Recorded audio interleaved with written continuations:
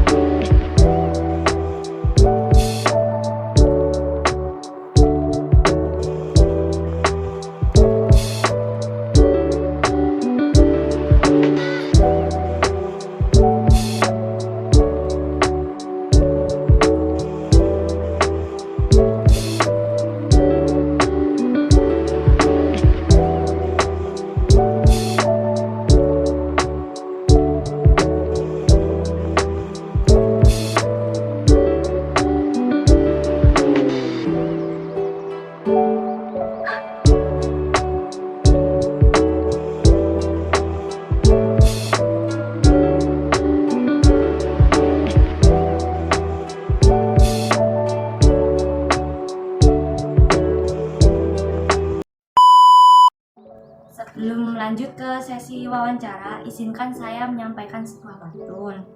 Ulang tahun maunya kue tart, tidak lupa minta didoakan. Bolehkah minta waktu sebentar, ngobrol tipis sambil kenalan. Assalamualaikum warahmatullahi wabarakatuh. Waalaikumsalam warahmatullahi wabarakatuh.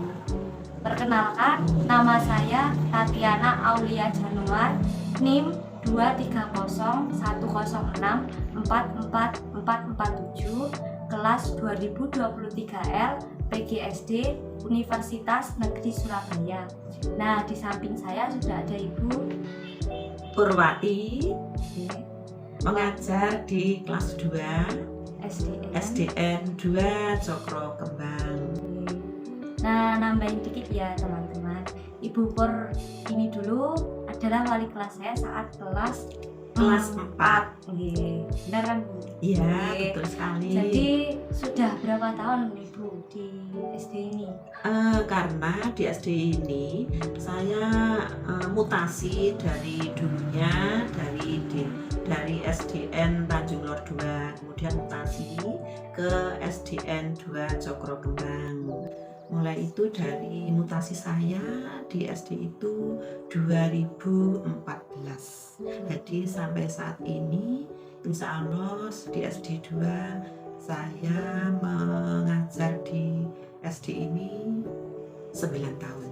Tanpa berlama-lama lagi ya teman-teman, kita pada kesempatan kali ini akan mewawancarai Ibu Pur mengenai implementasi Pancasila, Undang-Undang Dasar 1045, Bhinneka Tunggal Ika, dan konsep Negara Kesatuan Republik Indonesia dalam pembelajaran pendidikan Pancasila di sekolah dasar. Izin wawancara ya Bu. Iya. Masuk ke poin pertama Bu. Mengenai Pancasila, pertanyaan pertamanya niku, bagaimana cara atau metode dalam mengimplementasikan konsep dasar Pancasila di sekolah dasar? Iya, memang Pancasila itu harus diterapkan pada anak-anak sejak usia dini. Jadi perilaku, tingkah laku, dan peran anak didik itu harus sesuai dengan nilai-nilai Pancasila. Nilai-nilai Pancasila itu banyak sekali, bisa diterapkan mulai anak usia dini. Kebetulan saya mengajar di SD ini di kelas 2, juga penerapan alhamdulillah semester ini pun juga materinya yaitu mengenai penerapan Pancasila dan nilai-nilai Pancasila pada anak didik. Contohnya yaitu di kelas itu tidak boleh anak-anak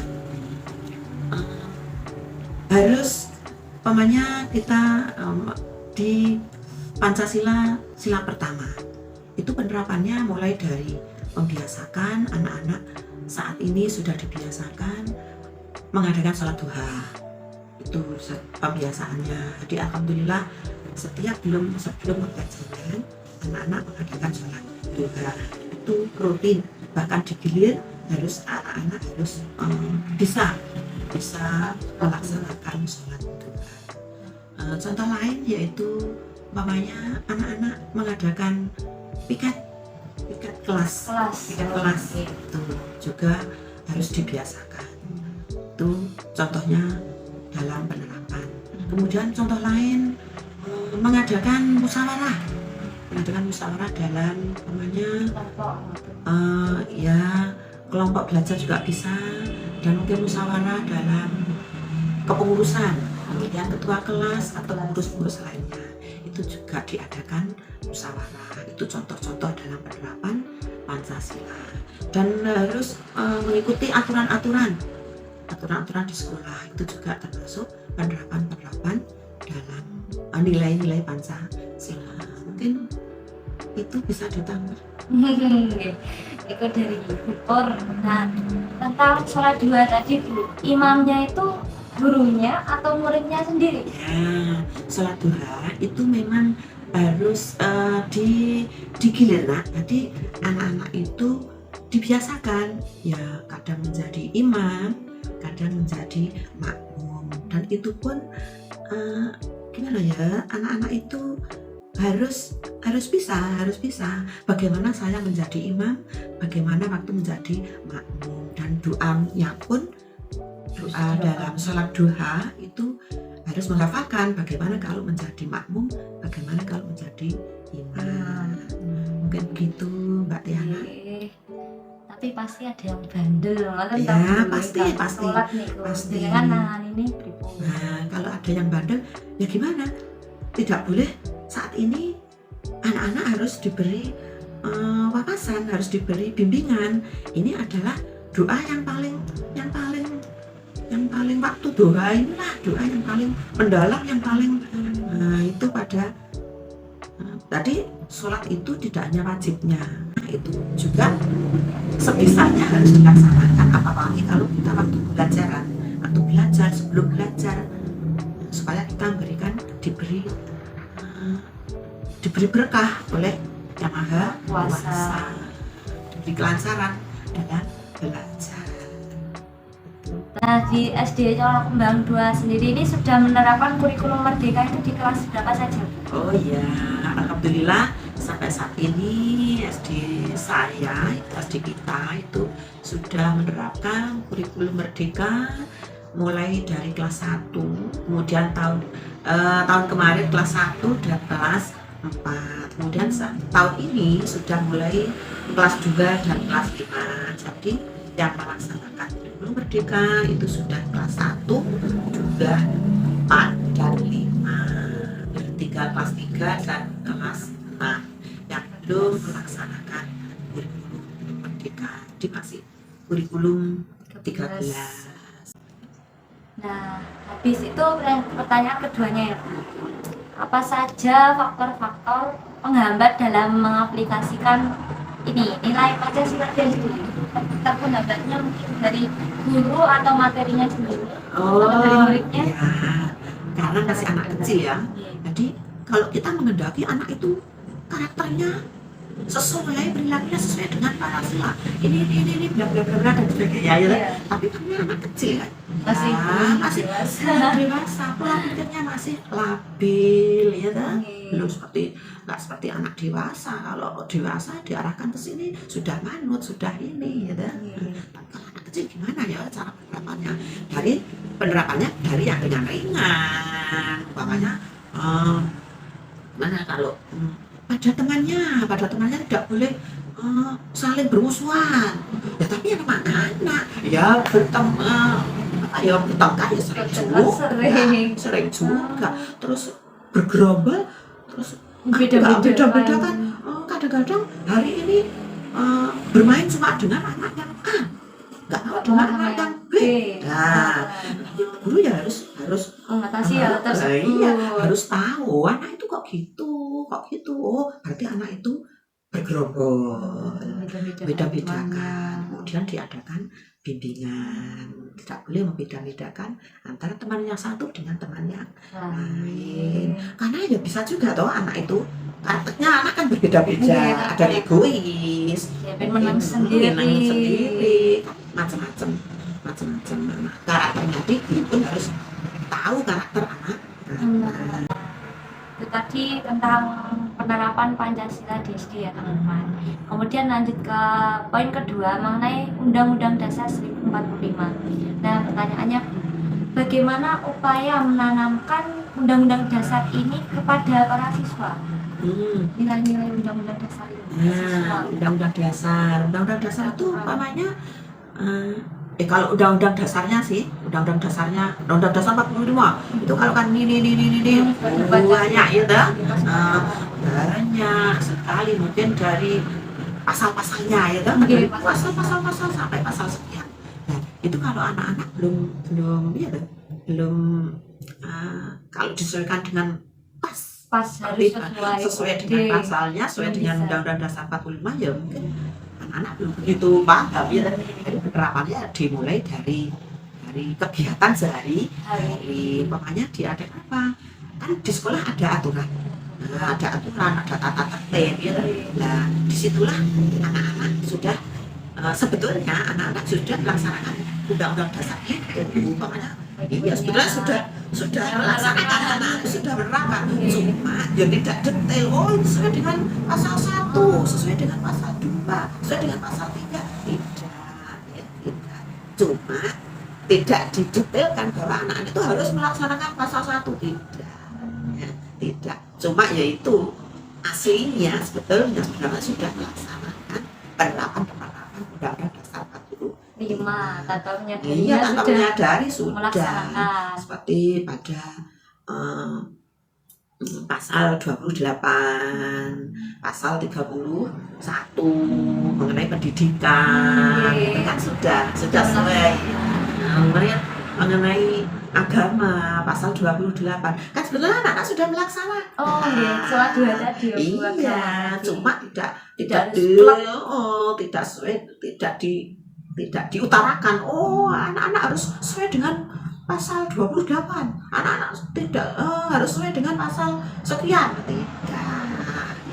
Mengenai pendidikan, mengenai upacara, mengenai kan sudah sesuai dengan Undang-Undang Dasar. Dan tata tertib pun itu sebetulnya sudah mengacu pada Undang-Undang Dasar 45. Tanpa disadari sudah melaksanakannya sendiri. Iya, sudah. Jadi dengan cara-cara ringan seperti menerapkannya pada kita. Seperti itu. Sudah sebetulnya. Cuma tidak diuraikan, tidak diutarakan bahwa ini sesuai dengan pasal sekian. Sebetulnya sudah. Ingat saja, yang penting sudah menerapkannya. Terus adakah pengaruh implementasi ini terhadap perilaku siswa, Bu? Pengaruhnya implementasi pengaruh positif atau negatif ya? Bisa dua-duanya, Bu. Oh iya.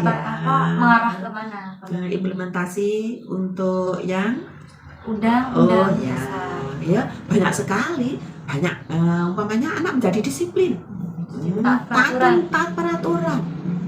Kemudian kalau datang sebelum kemudian gerbang sudah tertutup, sudah ditutup beneran ini, iya beneran. Jadi mereka bisa ada yang pulang, kemudian besoknya ibunya ke sekolah, mohon maaf bahwa kemarin kesiangan. Tapi tidak ada orang tuanya yang ini kan, Bu, kayak kok anak saya kok dimasukin. Justru itu orang tuanya pergi ke sekolah, mohon maaf bahwa anaknya itu kesiangan, gerbangnya sudah ditutup. Itu jadi anak-anak menjadi disiplin, berangkat pagi, kemudian pakai seragam lengkap. Waktu upacara kalau tidak pakai lengkap ya harus diberi peringatan. Hukumannya kalau tidak memakai itu seperti apa, Bu? Tidak pakai topi. Pakai topi harus umpamanya berdiri sendiri. Ayo berdiri mengadakan, sendiri. iya Barisan sendiri. mengadakan barisan sendiri. Tidak pakai ikat pinggang, kaos kakinya tidak putih. Kemudian kalau yang ceweknya jilbabnya berbeda, Oh, harus mengadakan barisan sendiri. Itu sudah termasuk hukuman. Hukuman. Jadi hukuman itu tidak harus dipukul ya nak. Ya Oh, tadi Mbak iya. Tatiana, hukuman itu tidak harus dipukul, tidak harus tidak. Hukuman itu bermacam-macam. Yang sifatnya mendidik, kalau yang sifatnya negatif, ya anak-anak kadang itu malah kalau terlambat besoknya nggak berani masuk. Takut. Nah, takut itu kenapa takut? Ya, kemudian pernah mengadakan penyuluhan. Nah, pernah Bu Guru itu ke rumah. Nah, iya. Kenapa kok tidak masuk? Karena takut dihukum. Takut dihukum. Ya, kemudian diberikan bimbingan penyuluhan. Ya, nggak boleh takut. Kenapa harus takut? Justru kamu itu harus masuk, kemudian ceritakan karena apa kok terlambat, apa masalahnya terlambat, mungkin bangun kesiangan. Mengapa kok bangun kesiangan? Karena tidur kemalaman. Mengapa kok tidur kemalaman? Karena terlalu banyak melihat HP, terlalu malam melihat TV. Nah, itulah kadang-kadang anak terlena karena HP. Seperti itu. Nah, masuk ke materi ketiga ya, mengenai Bhinneka Tunggal Ika. Nah, faktor pendukung apa saja dalam upaya menanamkan Bhinneka Tunggal ini ke siswa? Faktor pendukungnya seperti apa saja? Faktor pendukung Bhinneka Tunggal Ika. Bhinneka Tunggal Ika itu berbeda-beda tetapi tetap satu juga. Gitu ya Mbak Tatiana ya? Oh iya. Berbeda-beda itu maksudnya beda agama. Gitu ya Mbak Tatiana ya? Beda ras, beda budaya, beda keturunan. Ya begitu Mbak Tatiana? Ya. Alhamdulillah kalau di SD sini sampai sekarang masih aman-aman saja. Meskipun di SD ini ada juga yang beragama Kristen. Berapa orang? Satu orang. Tapi tetap ditemani kan? Iya, tetap berteman. Selain sekali Bu Guru dan Bapak Guru, Bapak Ibu Guru itu menyampaikan bahwa agama di Indonesia itu tidak hanya satu, tapi yang disahkan itu ada 6. Ada agama Islam, Kristen, Katolik dan sebagainya. Ya kan? Nah, kebetulan di sini ada yang beragama Kristen. Nah, itu ya setiap hari apa ya itu kok lupa aku, setiap hari Sabtu itu mengadakan pembelajaran ke pusatnya, yaitu ke Pacitan Kota. Itu ibunya juga menjemput, ya kita relakan, memang itu yang dianut, itu yang dipercayai, yang dianut, ya silakan. Oh iya, ya Bu, nggak apa-apa. Kemudian waktu UTS, waktu semesteran, waktu ulangan, ya kita mengadakan komunikasi dengan Bu Guru Kristennya yang di Pacitan Kota. Nanti kita akan lanjutkan materi kita keempat ya teman-teman, mengenai konsep dasar Negara Kesatuan Republik Indonesia dalam pembelajaran Pancasila di sekolah dasar. Nah, menurut Ibu sendiri dalam melakukan pembelajaran ini, apakah Ibu membuat rencana atau model pembelajaran seperti apa sebelum menerapkan materi ini kembali? Apakah membuat rencana kerja? Oh ya, memang anu ya Mbak Tatiana ya. Kalau sejak dulu kala memang kalau kita akan mengajar, seperti halnya kita akan pekerjaan yang lain, punya rencana, itu ya Mbak Tatiana ya. Jadi seperti halnya kita itu akan mengadakan pekerjaan apa yang kita laksanakan, otomatis orang itu punya rencana kan, punya program. Jadi mengajar pun juga harus mempunyai program, kita mempunyai program. Bahkan hari sebelumnya kita sudah punya rencana. Iya, sampai mana kita memberikan pembelajaran sampai mana kita materi, terus punya rencana, punya program gitu Mbak Tatiana. Mungkin ya ke depannya Mbak Tatiana kan cita-citanya menjadi guru juga. Iya, akan mengalami juga. Oh, begitu ya, guru itu ternyata guru-guru itu sebelum mengadakan pembelajaran harus mengadakan rencana sesuai dengan tujuan pembelajaran. Itu Mbak Tatiana. Jadi kalau kita nggak ada rencana, nggak punya program, gimana akan memberikan pembelajaran? Iya, nanti menyimpang dari rencana kita, dari program kita, dari materi yang kita dari anak-anak itu kemarin sudah ini, Batman yang kemarin sudah ini. Oh, berarti saya besok saya sampaikan ini, punya rencana. Apa tujuannya di situ? Di situ tertera ya. Ada tujuan pembelajaran, ada di situ ada apa ya? Dalam silabus ya, dalam silabus kan sudah tertera ada tujuan umum, ada tujuan khusus, kemudian ada materinya. Materi tinggal kita ikut. Kalau sekarang sudah tujuan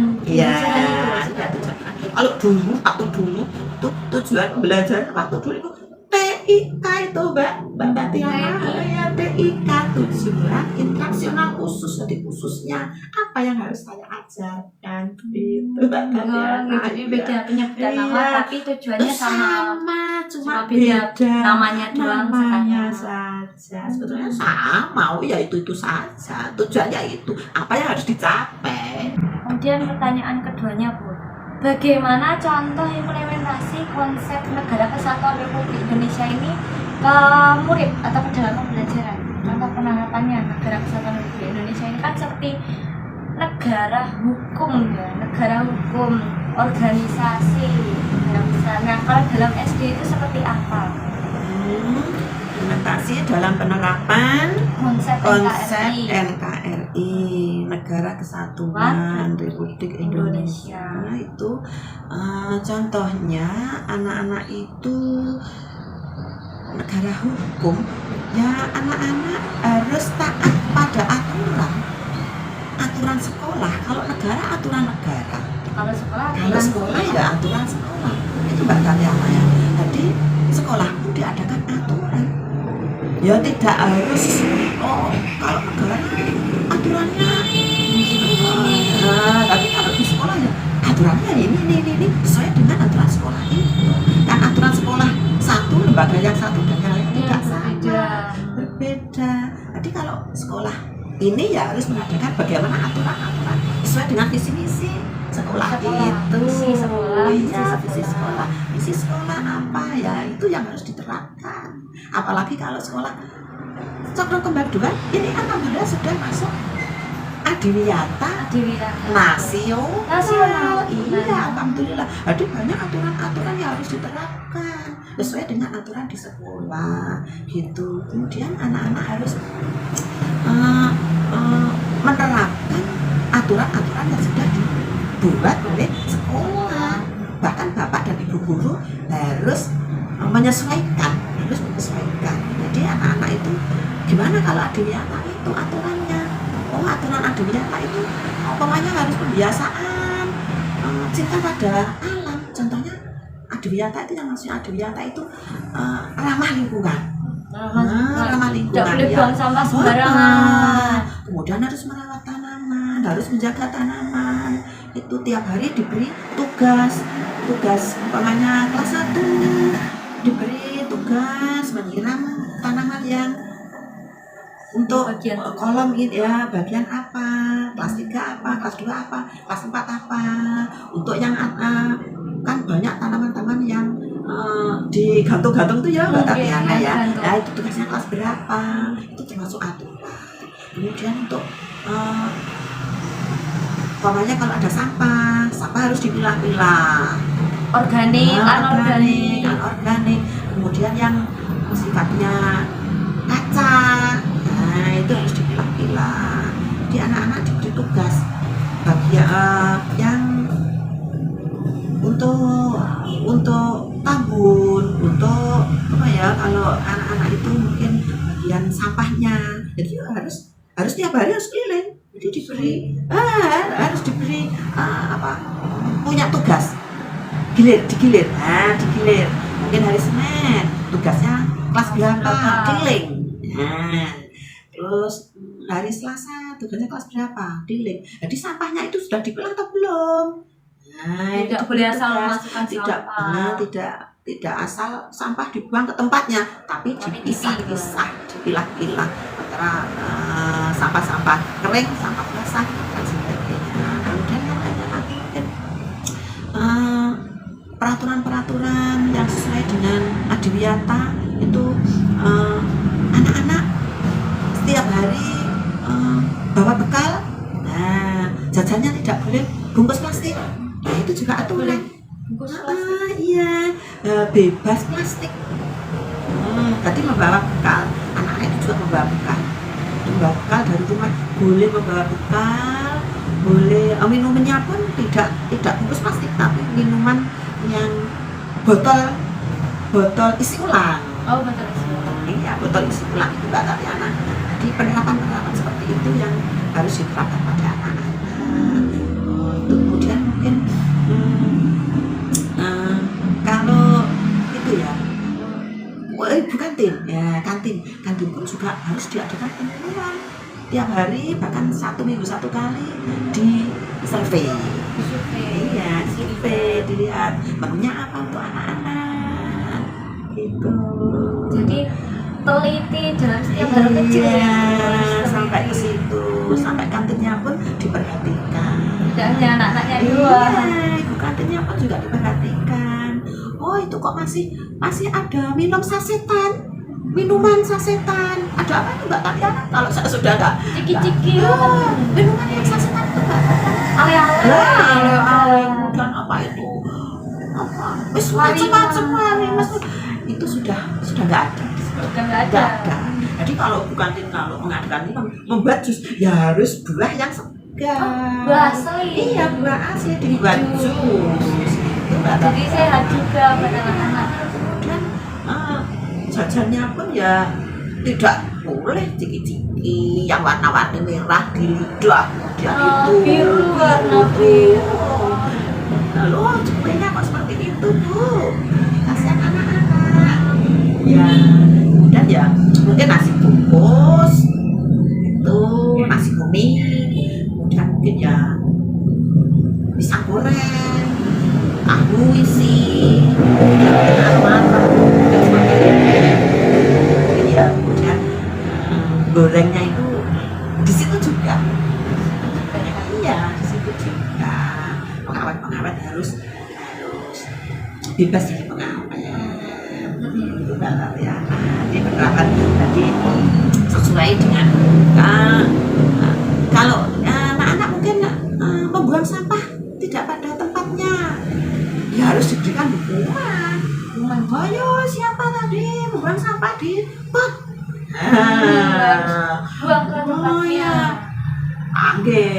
Dipanggil, ayo siapa tadi? Anak-anak, aduh, saya tidak. Ayo siapa tadi? Si A, ayo suruh sini.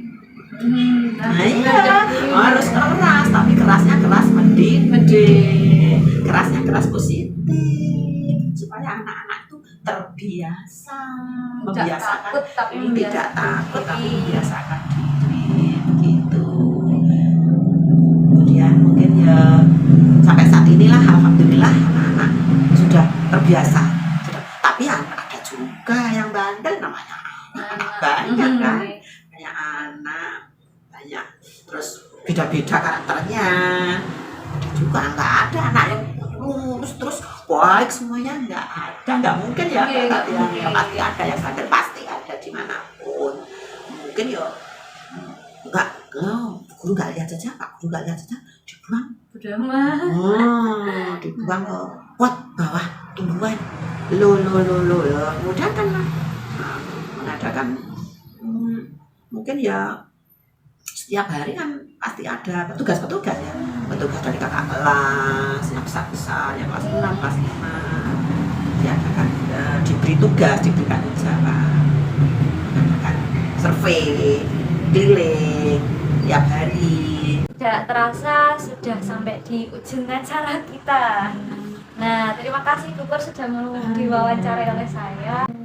Cukup sekian wawancara dari saya, Tatiana dan Ibu Pur. Terima kasih. Mohon maaf bila ada kesalahan kata atau perilaku. Saya undur diri dulu. Wassalamualaikum warahmatullahi wabarakatuh.